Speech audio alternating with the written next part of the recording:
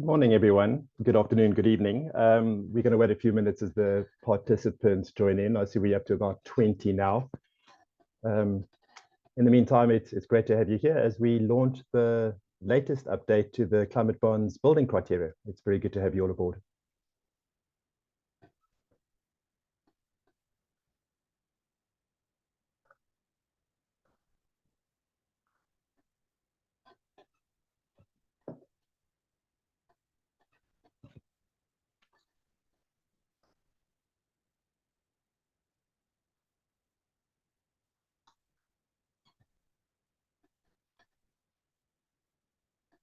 Just waiting for the last few attendees. We've got around 30.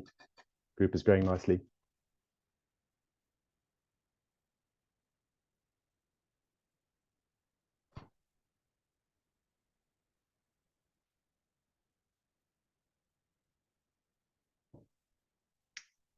There we go.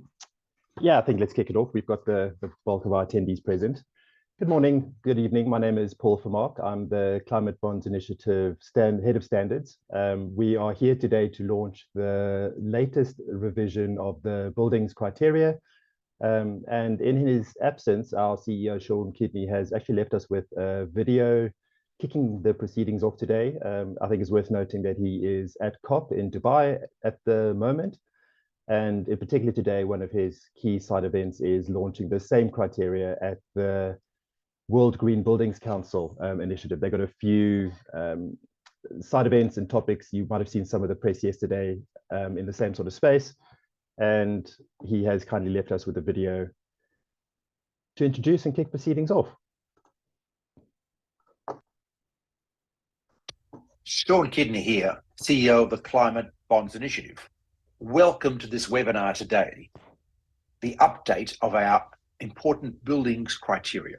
We've seen around $350 billion, $400 billion of green property bonds issued globally so far. The scale of what we have to do is huge, though. The International Energy Agency says something like 38% of the emissions reductions we have to achieve globally by 2050 are going to come from the built environment, must come from the built environment.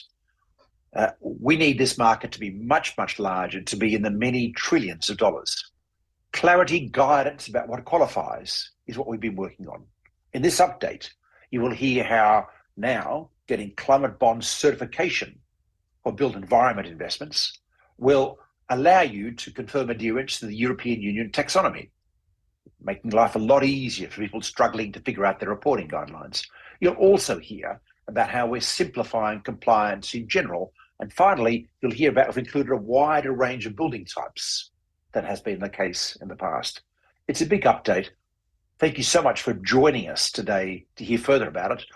But above all, thank you for the work that I know you're doing to be able to change this sector to make it future fit, low carbon, energy efficient.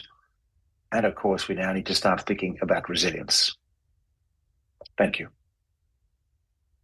Here we go, short and sweet, but I think the message is equally powerful. I think let me start with the panelists and introducing everybody here this morning. It's very, very good to have you with us. I keep saying this morning, I'm UK based, and I know some of our attendees are Australian based. Yeah, I think Che Wall is probably the first one I'd like to introduce. Che has been technical lead and part of the technical working group with CBI and the Climate Bonds Initiative working groups on developing these criteria from inception. That's back from 2012. He is a director at Fluxco and has over 30 years of experience. Fluxco, a Flux company. Fluxco is an Australian-based sustainability and built environment firm. And if I'm not mistaken, Che was the first dedicated sustainability building consultancy in Australia, which I think is a fantastic achievement, and congrats to you on that. They obviously advise directly into the building space and obviously to multiple tiers in government, which is ultimately where we try to make the greatest influence. Kel Jones is our former building standards manager. He is currently working in academia and working as a postdoc researcher with the Bartlett School of Sustainable Construction and University College. He has worked specifically in the transformation of the construction industry and works down to project level sustainable innovation. His own experience exceeds 10 years in that space and has worked equally in the world of finance, which is quite a unique blend between architectural, built environment, and finance. He has worked as a chartered accountant in both the UK with KPMG. He is currently lecturing in management of the built environment at UCL. And one of the key topics that I'm keen to talk about, because I feel this is perhaps one of the big areas that we'll shift into in the future, is the concept and creating building passports. So translating finance and the built environment into a common language. Then Peter Sweetnam, it's very good to see you again this morning. Peter is a chief executive of the Climate Strategy and Partners, a strategic consultancy focused on clean energy, clean technology, energy efficiency, and climate change strategies. He's also local partner to Bloomberg New Energy Finance. If you do recognize his face, that's probably you've seen him on screen multiple times over the years. Peter's also the chairman of Energy Efficiency Capital Advisors and an expert advisor towards finance and energy savings. I do also think it's worth mentioning, importantly, like Che, he was part of the climate bonds team developing our built environment and sector criteria work from inception in 2012. So we bring a huge brains trust to our working team, to our expert group, and certainly to the panel this morning. Welcome to all of you. And then last, and by no means least, Aishwarya is our climate bonds buildings analyst. She has been with our team for a couple of years and is core to putting this work together, publishing it, collaborating the work, and integrating all the various divergent, and I must say at times, conflicting and challenging views into a coherent and a workable piece of work. She's also been instrumental in expanding our relationships with, amongst others, the World Green Building Council, engaging with SBTI, who are doing similar work in this sort of space, and various other partners when it comes down to labels in your own country, in terms of proxies. So Ash, thanks again for everything. Well done on the publishing of this work. And I'd love to kick off to the panel. What I would say to those present, this is being recorded, and you might not catch all the comments, but Aishwarya will collate and reply to those comments in the chat. So if there are any pertinent elements while we chat, please do raise them in the chat. It is being monitored. If I miss something, I know we'll find a way to answer the questions at the end.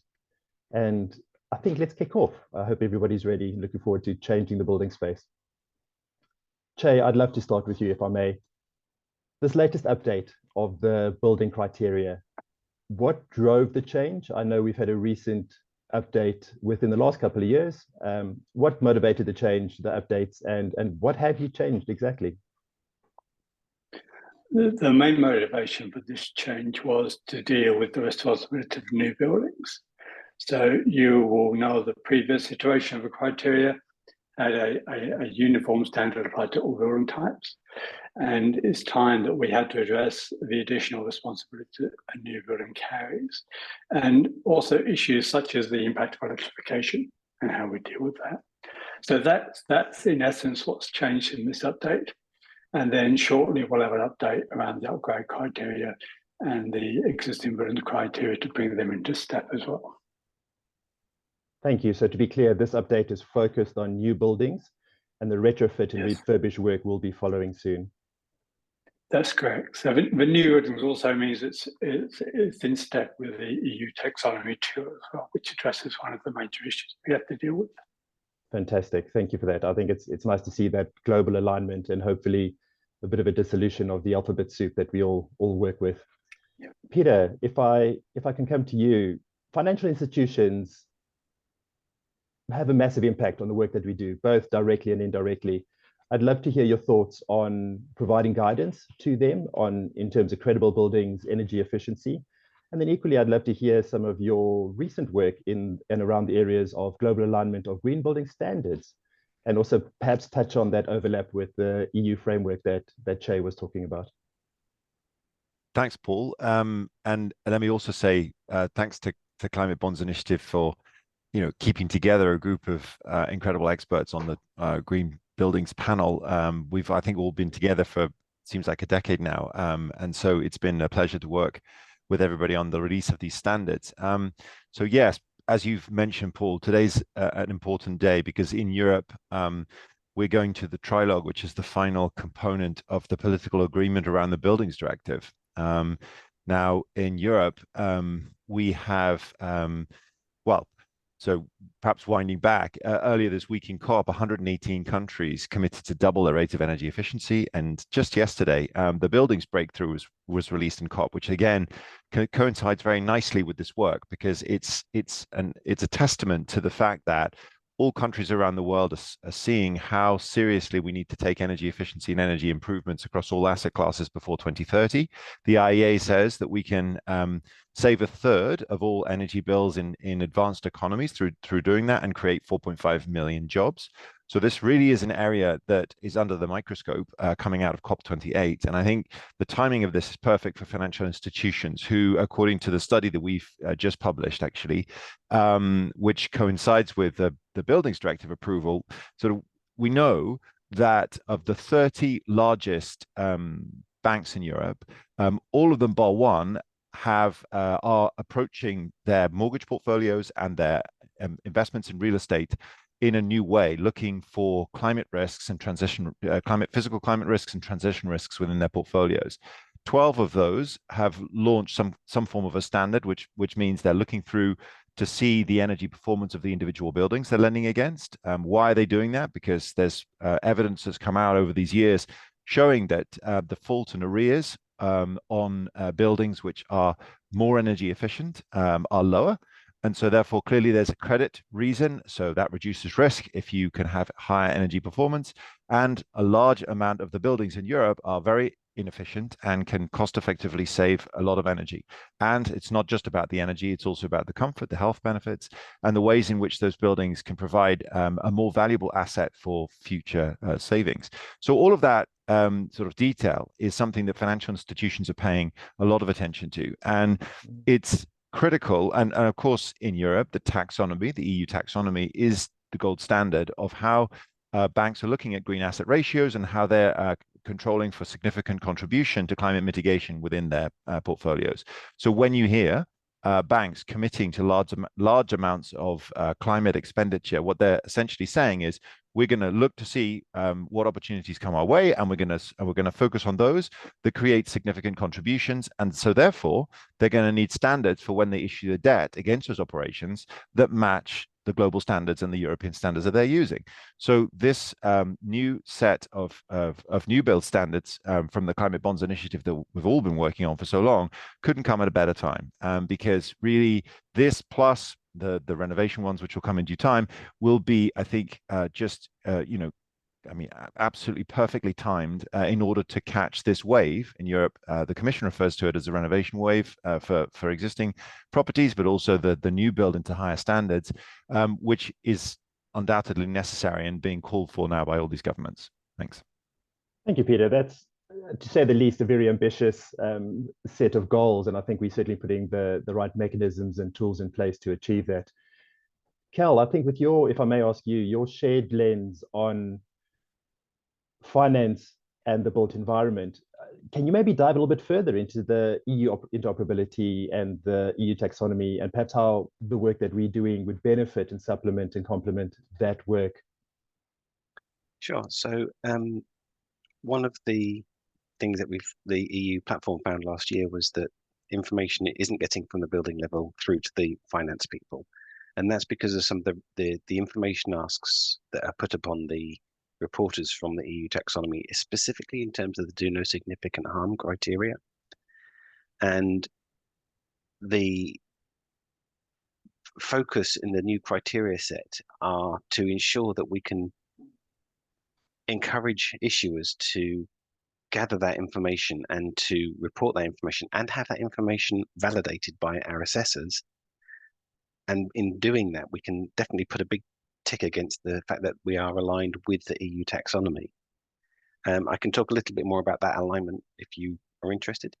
So the challenge we have is that there are a significant number of taxonomies emerging around the world, and finance is global. It doesn't necessarily stay in one box. And so ensuring that we have alignment between regimes and reporting standards is really critical. And the Climate Bonds Initiative approach to that is to actually go a little bit further in some circumstances, not all, but in some. And so making sure that we have that alignment going forward, well, today and going forward, has been central to this new update. Yeah, thank you. I think it's, again, incredibly important. And the point you made about money doesn't live in one box is incredibly important. And we see this globally as money flows beyond currencies and beyond geopolitical boundaries. It's certainly the way to go. And I'd, again, just to remind everyone of the various obvious fact that we are dealing with a sector that's responsible for around 38–40% of global emissions. We've got a lot of work to do, and we certainly now putting the tools on the table to achieve those decarbonisation and net zero goals.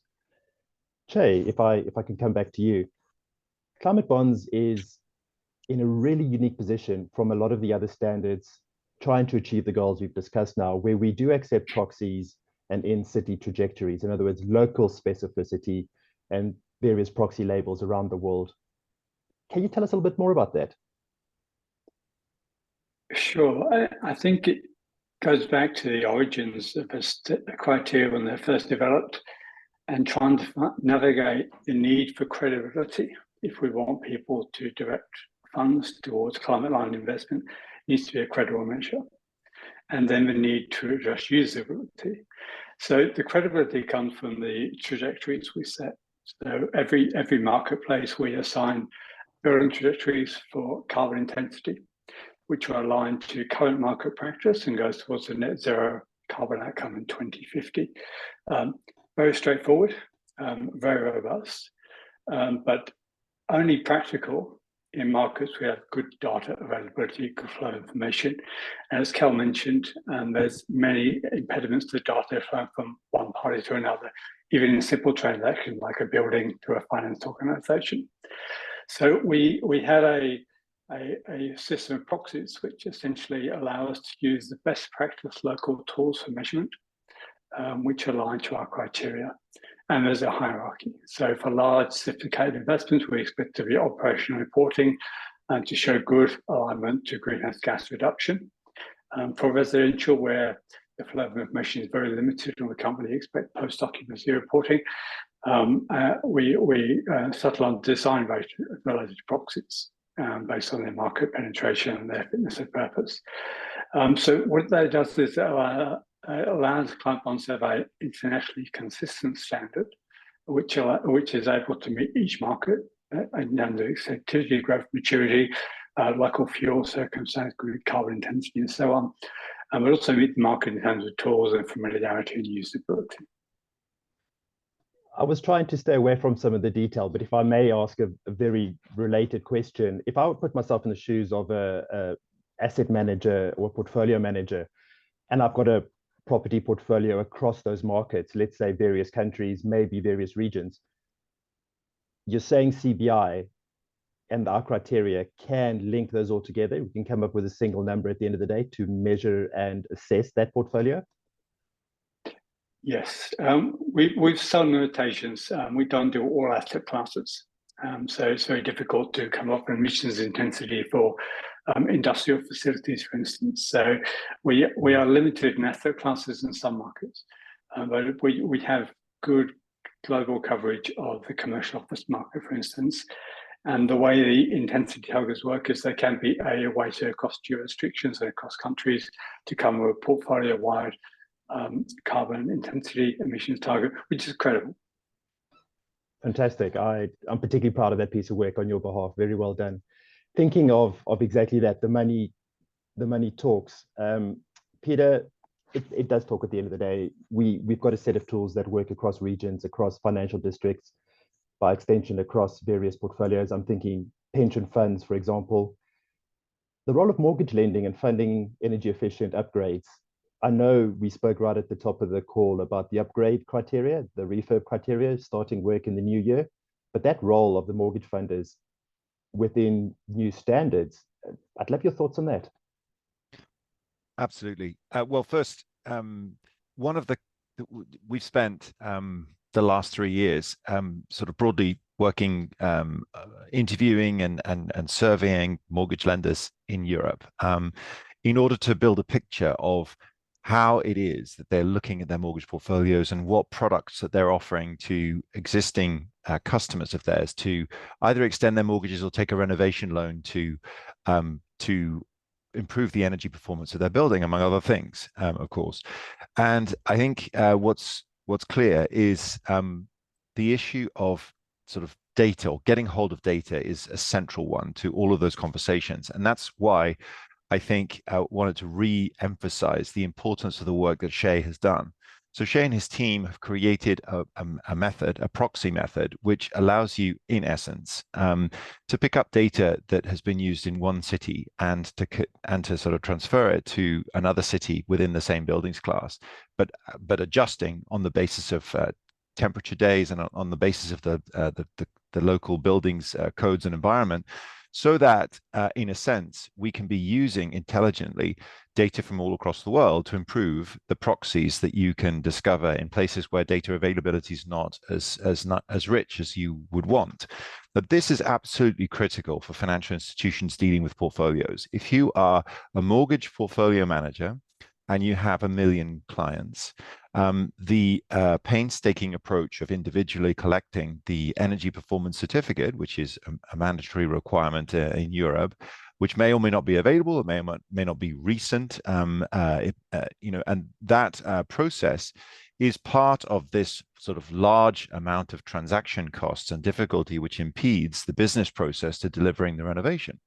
So increasingly, banks that we talk to are using three-dimensional architectural models, AI, and proxies as a way of providing a baseline so that they can easily spot the low-hanging fruit in their portfolios. Because ideally, what a mortgage portfolio standard does is take a map, sort of almost like a heat map of the existing state of the energy performance of the buildings that are being lent to, the people who are living in the buildings that are backing those mortgage loans.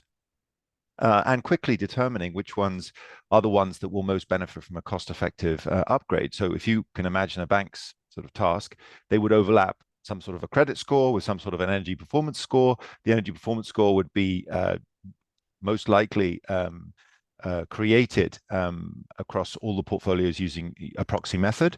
And then there would be an overlap. And in Europe, it's quite a significant overlap because the median energy performance certificate is D. D on an alphabetical scale is not very high. Many countries indeed have very inefficient buildings. And so there's a rather large overlap of clients to whom the financial institution would like to lend more, who can afford to pay back the interest of more, and whose properties will physically benefit from a renovation. And so then that provides them with the targeting that they would need to then offer the form of mortgage extension or the form of renovation loan that would suit that property. So all of this, so the reason why that Shay's method is such a breakthrough, it means that on the back of having made those offers and then successfully renovated homes, these homes can then, or the mortgage debt associated with them can then be securitized using climate bonds and meet the standard. So again, these are critical because just in Europe alone, 25% of all buildings have mortgages, and the mortgage pool is 7 trillion euros. So when we think about a debt capital market that requires standards and that needs to be greened in this way, the mortgage sort of backput bond market is definitely one of the most important ones. Thank you, Peter. And I couldn't agree more. And perhaps for some of those who've just joined the webinar before you think you might maybe dialed into a Bloomberg financial assessment, this is the buildings criteria. And before we dive into the deep detail of what that entails and what our criteria encompasses, Cal, I just want to ask you very quickly. I know you spoke very briefly about the EU taxonomy, other taxonomies around the world. I know within your research and academic role at the moment, you're doing some very exciting work. Do you want to maybe mention how that fits into what Peter was discussing? Thanks, and I'm really interested to hear what Peter's been up to more recently. The issue around information flow is, as I see it, critical to operationalizing all of these taxonomic regulations going around. And related to that, the built environment is subject to what some people call an oversupply of sustainable reporting requirements. The EU taxonomy is another requirement for them. We're doing some work at the moment where we are taking the EU taxonomy, we're taking BREEAM, we're taking LEED, and we're breaking them down and looking for the overlaps between them. So the individual data points that are required to report against each of these standards. And we're trying to find an overlap between them to define a sort of parsimonious data set that allows a building to capture and report the information they need once. There's future plans to talk about transferability of information and open data, but that's not for today. The work we're doing is intended to help the finance community, but actually it's focused on the building passport community. Building passports represent a really interesting way of gathering the information that's needed by multiple members of the value chain for their reporting purposes. And if we can define a standard data set that those building passports need to capture, that will help to reduce the transaction cost that Peter was talking about earlier. Thanks. Yeah, again, I feel I'm echoing myself, a crucial piece of work. And I think it's the only way we're going to be able to harmonize any of this data going forward. I've come from an engineering built environment background, and just simple BOQs and engineering plans being transferable isn't always as simple as you would think. And that's sometimes as simple as the software variations or the settings based on country. So I think that's a financial headache to interrogate, because ultimately the players assessing it aren't technical and they're not from an engineering space. So fantastic piece of work, and I'm very excited to see that progress. Che and Kel, to be honest, you both in a very unique position where you've been very close to climate bonds over the years. Che within a technical lead role in this independent technical working group, and Kel yourself as I said earlier, building standards manager, but then equally as a member of that working group. And for those that don't know, our technical working group, or a group, a collection of independent experts outside of climate bonds who provide key insights, drive the content, debate to a point of 100% agreement before those points are captured and adapted and adopted into the criteria. The criteria itself, we've spoken about the updates very briefly. Che, I'm going to start with you. What in particular do you think stands out from an energy performance point of view? Because that's a metric the world uses currently in our criteria, and how we've started changing our lens on tackling that. Well, the biggest change, I think, is a very specific approach to fossil fuels. So under the current criteria for existing buildings, we have an emissions circle, and we don't differentiate between the fuel sources to get there, except on the basis of their carbon contribution. So it solves to a climate-aligned outcome. We have a discussion around how we transition a standard to adapt to the net zero expectation for new buildings, led to the position or a discussion around how we have a global universal standard we're going to apply, and which means we can't just piggyback off European regulations. We have to think about a broader adoption. And the simple approach we reached was energy efficiency is governed by prevailing standards in the country. But new buildings have a fundamental responsibility to transition immediately away from fossil fuels. So no fossil fuels, and the building's role to drive electrification of transport are the two main issues, and they can be adopted universally.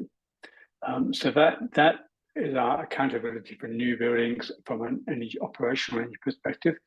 And the other consideration was how we deal with the increasingly urgent issue of embodied carbon, the carbon which is embedded in the construction process. Yeah, thank you. Cal, I'd love to hear if you obviously agree with those points, or there's something else you perhaps want to add.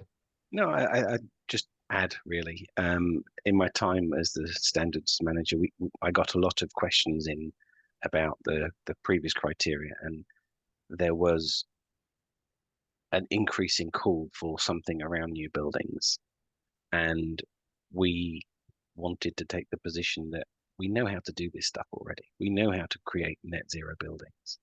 So we needed to ensure that we had that in there.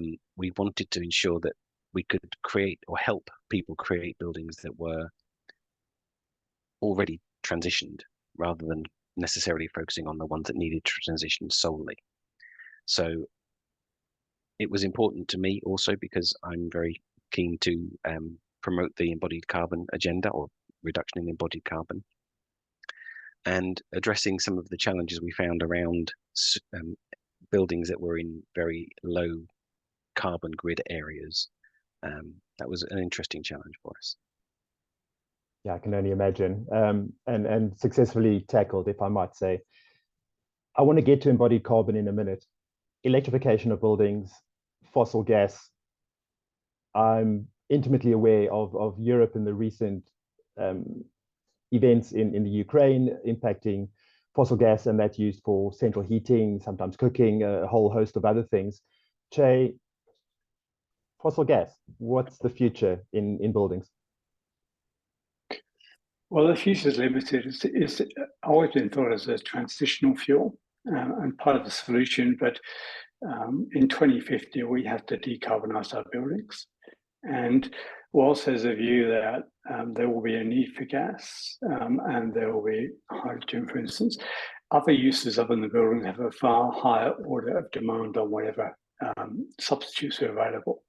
So piping gaseous fuels to buildings doesn't make a lot of sense when we decarbonize electricity grids.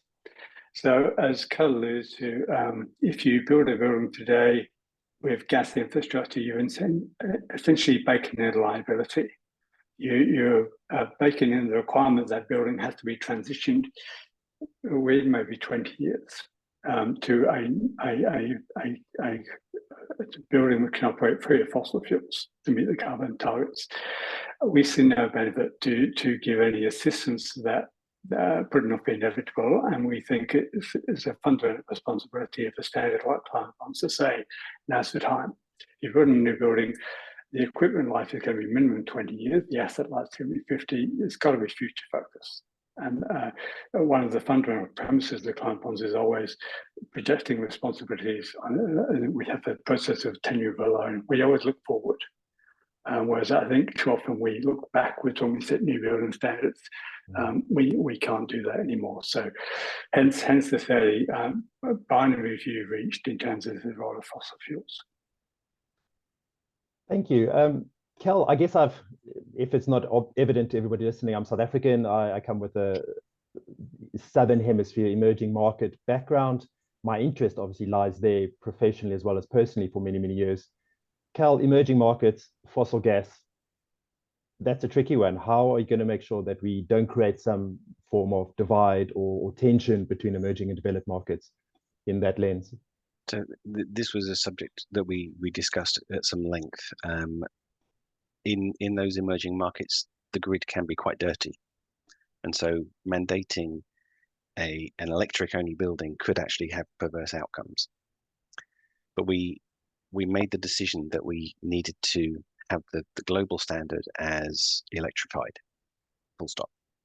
However, if you consider emerging markets, there's the EDGE certification, for example, which permits the use of fossil fuel. So as a proxy, you could use EDGE, which permits a degree of fossil fuel use over time. But we've shied away from that for the global standard because those markets that can achieve electrification should be doing that. We're trying to push them. We don't want that redundancy. One of the other things that came up during the conversations was what about emergency backup supplies? And we recognize that there are buildings that need those backup supplies. And the criteria that we've published specifically permits for those backup supplies to be made available, subject to certain limits. Yeah, thank you for that. I appreciate the effort. I think it's important. The building stock is a global reserve and asset, so we have to bring everybody along. Peter, at the risk of maybe catching you out from your financial background, hydrogen, it's a big talking point. It's being sold as a silver bullet across every sector, every industry, buildings included. I know that was discussed at great length. I'd love to hear your thoughts from the technical working group perspective on hydrogen and hydrogen use as an alternative in building stock. Well, thanks for the question, Paul. I'm a huge follower of Michael Liebreich's hydrogen ladder as a way of thinking about conceptually the hydrogen issue. So green hydrogen, so hydrogen that's produced from renewable energy, is clearly a fossil-free alternative, but it's being produced globally at such a limited, with such limited quantities. There are considerably higher value uses in the decarbonization, the global decarbonization among sectors that are hard to abate. For that hydrogen, that it'll be a very long time indeed before there will be a cost-effective and sort of useful place for hydrogen, green hydrogen, in the heating of buildings. And so it's my view, and what I've sort of shared in the context of our discussions, that the realities of, I mean, not least the availability question, but also the cost question, the repiping that would need to go on, the change of equipment that would need to go on, will make green hydrogen heating in buildings an extremely costly and unlikely outcome within the period of between which we're likely to have to review these standards again. So for the time being, certainly I cannot envisage in any way any debt-sized instrument as being backed by any form of green hydrogen heated buildings fleet, remembering that to issue a piece of debt in the markets, you're looking at quantities north of $100–200 million. And you know, how would you spend $200 million on buildings heated with hydrogen? I don't know anywhere on the planet where that would even be possible. Probably, certainly now, and certainly probably not in the next 5 to 10 years. So I think quite often these conversations around hydrogen, I feel as though they're a little bit of a red herring. Because the amount of political space and webinar space taken up by something which is marginal at the moment, whilst very important for the long distance future, while energy efficiency renovations today can be doubled overnight and deliver a half of the greenhouse gas emissions that are necessary by 2030. So I would just beg all of us to, every time we wish to talk about hydrogen, switch the conversation to energy efficiency, and that would deliver a significantly greater output to the meeting of our climate targets. I think that can't be understated. Energy efficiency will help us achieve half of our global targets within the building space. That's an extraordinary fact. And it's more than just LEDs. So, you know, let's get cracking. I think it's worth mentioning at this point, Climate Bonds is developing a whole host of criteria in the hard to abate sector. We've got a whole host of criteria within the renewable space and various others over time. The one that was recently updated to include distribution was our hydrogen production criteria. And very simply, the hydrogen molecule is so small that pipes tend to be very leaky. The leakage rates and the impact of leaked hydrogen is, from memory, around 11 times higher than CO2 when it gets out of that pipe and it's emitted in terms of greenhouse gas impact. And it's also very important to remember that the hydrogen, when it's transferred in a pipeline, has to be supercooled. So there's chilling requirements which natural gas, which operate at room temperatures, don't require. So the literal piping and conversion of an existing pipe in your fossil network is very, very difficult. It's just not a matter of changing the molecule being put in at the one end and taken out at the other. Peter, thank you. Big topic, and I would fully agree. Let's work on the energy efficiency. Embodied carbon, Cal, I did say I was going to come back to this one. I'll be honest, from my perspective, I think this is probably the most exciting change to our criteria. It's something that across our other sectors is something that we're taking very seriously. People understand the concept of the greenhouse gas protocol, of counting carbon. How do you do that in a building? It's really hard. When we first made some proposals for this criteria set, we thought, let's encourage a similar trajectory to the operational trajectories that we have. And there was a big discussion in the TWG about this. We went over several meetings, and there was a recognition that the information market for embodied carbon isn't quite as mature as it needs to be able to define a trajectory. The environmental performance information just on the materials isn't universal yet. In the UK, in the European market, it is emerging. They are getting better at reporting the information from a sort of performance perspective, but it's not quite there yet. And so what we're trying to do with the criteria set now, what we've settled on, is the need to report, to gather the information and report the whole life carbon impacts of the building. And that information should be available through the environmental performance certificates for the building, for the building materials. And if it isn't, you should be pushing your suppliers to make those available to you, because ultimately we're going to need that for everything. I think it's also important to flag that, as well as releasing the sort of calculation criteria, you guys have also adopted the greenhouse gas accounting principle of disclosing the quality, the data quality. There's a recognition that your data may not be perfect yet, but you need to be presenting something to align with the criteria for the climate bonds. And so present what you have, tell us about the data quality, and try and improve that quality over time. I think that's the sort of general message. We want the quality to improve. I can imagine that in the next iteration of this standard and criteria set, that approach to embodied carbon may change slightly, and that there may be a trajectory for that. But it's quite tough at the moment to pin down it to some numbers and find the best performing buildings in that space. Thank you, Che. I think actually pinning down those numbers is perhaps where I want to go. Phase-in dates, how that is running parallel with the EU and their building requirements. Can you give us a bit of an insight on the thinking behind the criteria and how we meet those goals? Yeah, I think as Carl's mentioned, the issue is data availability and people's ability to calculate. So similar to the EU Taxonomy, you had an aspiration for body carbon, but have had to sort of deal with the reporting only measure at this point in time. And we're doing a similar thing. So we hope the market will mature at a pace where we can quickly move to a standard and a requirement to remove it. But we have to be mindful that it goes back to our original thought process, which drove the criteria. We can describe a perfect standard, but if people can't use it, then it's redundant.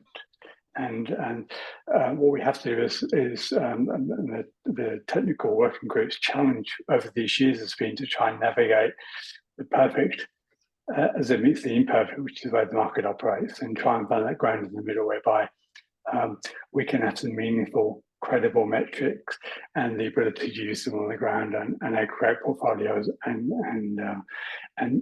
be able to provide the right measurement and screening of finance. Usability, you picked on one of my favorite topics. In parallel to the technical working group, we also work with the industry working group. How do you integrate the usability? How do you bring the industry perspectives to the table while retaining ambition? And how has that process evolved, certainly over the years, but within this approach and this criteria? Well, one of the strong aspects that Climate Bonds has been very good at is we get feedback from market participants. And we know people aren't shy in telling us where the standard has been difficult to adopt because data flow is an issue. So that feedback's been incredibly useful. We will always, this working group will always drive the science first. It will try and protect the science. And it relies on the industry working group to say, well, that's great, but it can't happen for whatever reason. So we know, for instance, if we take mortgage origination, we would like to be able to profile existing mortgage portfolios, but unless the correct information is recorded in the origination documents, the banks just simply don't have access to information. And we go back to Kel's point about data and how important data liquidity is for this market to move.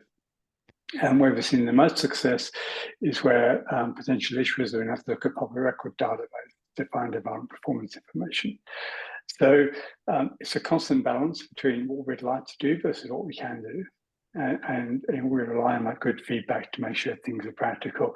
And one of the reasons that we do need to revise this criteria periodically, because things do change, they improve over time.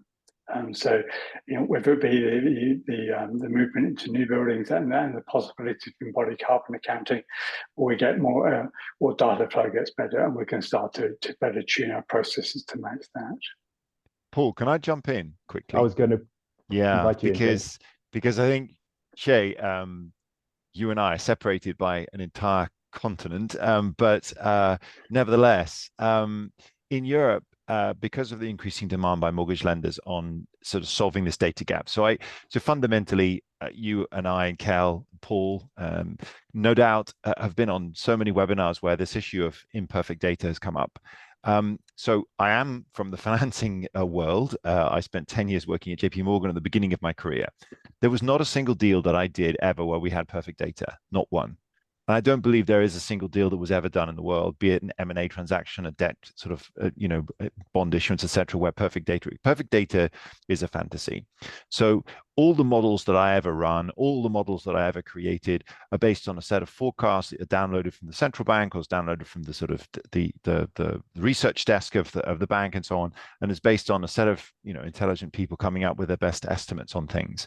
And so therefore, we're never going to live in a world where every homeowner and every commercial building owner will be able to expose their minute by minute, probably, because as we move to sort of time of use pricing, we're going to need to know that level of data. So the data challenge will just get bigger, and we're going to continue to have this conversation over and over.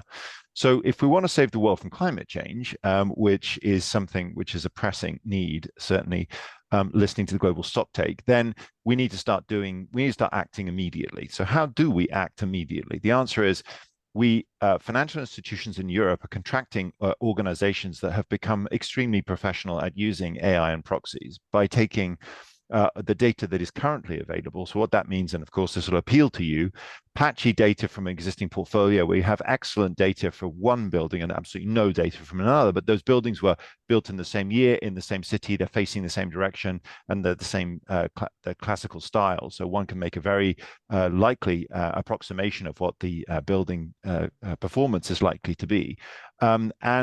Also, using the excessive data that there is available through Google Maps and through all the kinds of tools which will enable an architectural 3D model to be built, which is sort of going one step beyond just finding the date of construction and whether or not there's been a renovation and some sort of easy data points.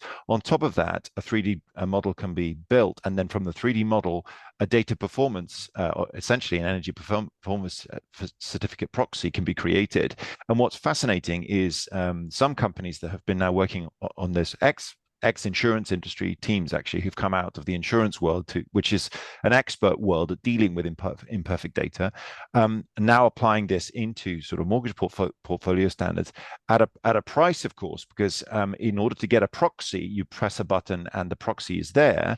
To get an actual energy performance certificate, you need to have an inspection by a human being who needs to be programmed to go visit a building and see it, and so on and so forth. So there is an amazing efficiency that is gleaned by automated proxies. And the good news is that human beings make errors too, or the bad news is, or the bad news is you can have an inspection that comes in and they just make a mistake on the form, or they don't fill it in correctly, or they see something incorrectly. So the error tolerance of the current AI systems and proxy systems is lower than the human being. So what did I just say? What I just said was that you can press a button and get 1 million mortgage portfolios energy performance certificates proxied with a state of accuracy which is more accurate than having every building visited. So that's really important to know, because it's telling us that the realm of proxies is now coming to being better than the realm of the real certificates. So now that we've breached that barrier, I think really the data question is, I would argue, largely resolved. So I will challenge any financial institution now who speaks with me who puts data up as a reason why they can't do things. I think that's just not trying hard enough. Before that's really good to know. Wary of the time, before I enter into the last question and a bit of open time for questions from the audience, and please do load your questions in the chat in advance. Data. What physically in your building needs to be installed for these AI systems to work? Do we need smart meters, or is it all virtual? Nothing. Is it all present today? Nothing. So we're good to go. This can be done. It's available. Absolutely. So the company that I'm thinking of, I asked them a question. So they're a German company, and they had modeled in 6 months every single building in Germany. Then it took them another 6 months to do every single building in Austria. When I asked them how long would it take them to do every single building in Europe, they said 12 months. Wow, 12 months to do every building in Europe. There's a very exciting future ahead of us. With that in mind, we're talking about energy performance, we're talking about electrification of buildings, power purchase agreements, PPAs. I know this was a hot topic. It's a hot button. There are various grids around the world. Some are state-run, some are independent. Sometimes there's transfer between grids. Che, I'd love you to kick us off on the working group's thoughts on PPAs. Yeah, it has been a hot topic, and I think it's one of those issues where I think we're at a point in time where things start to crystallize a lot more, a lot clearer than they were maybe 2 or 3 years ago.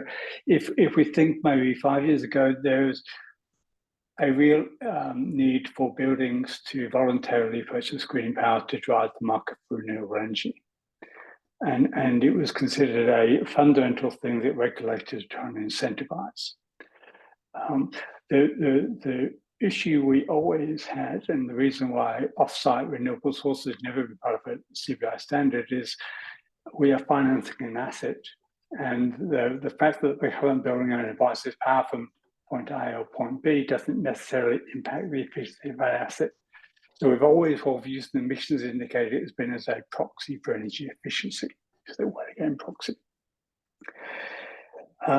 Now we're at the point, I think, where even the regulators are starting to back away from green power. So I'm based in Australia. We launched our Australian greenhouse building rating system in 1999. It's been going for a while.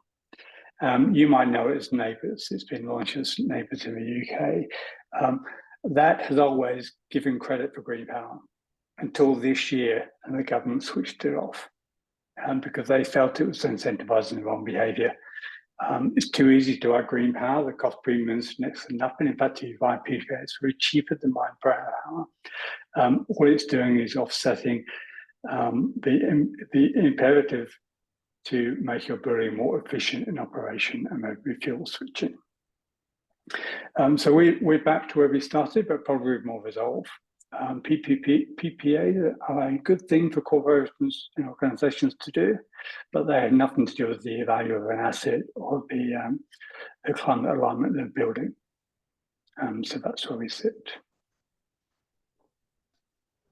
That's like Kel, I've sat in various meetings, fielding various questions, the industry working group in particular. That's quite a big statement, that in terms of decarbonizing the asset, PPA won't improve the efficiency of a building. Kel, I think through your lens, you obviously share the view. What's your take on it? I came at this from a very practical perspective. I was being asked lots of questions, like you've just alluded to, from industry saying, why can't we have PPAs? So we did a bit of a deep dive into the conditions under which it might be appropriate to do that. And the initial proposal to the TWG was actually, if we could find, is there a set of circumstances that we can define in which we would allow PPA use? And it was at the limit, which was something along the lines of only traded once, used once, and then retired, not traded at all. And that was the initial, is this acceptable? And for the arguments that Che's just put forward, we decided as a group that no, that wasn't acceptable because of the need for energy efficiency to be driven. And we can't just let people buy their way out of this.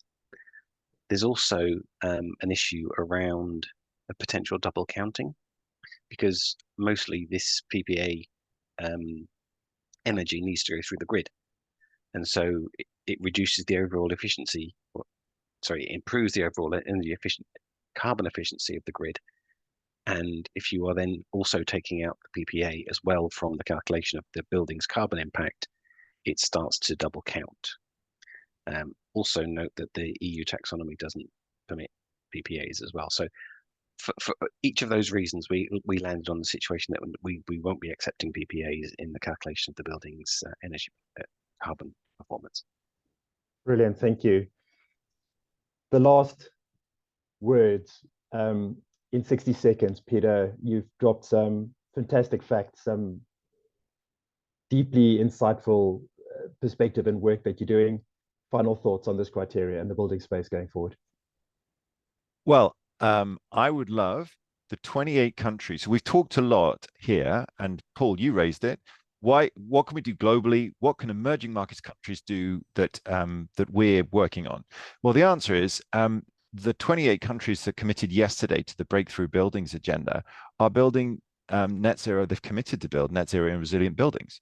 So how better to deliver upon that commitment at COP28 than to take our standards and to build the buildings that meet those standards in those countries, to improve the data set and to take a leap forwards across those 28 countries in a way to build this globally certified base of climate debt, which will be backing those net zero new buildings.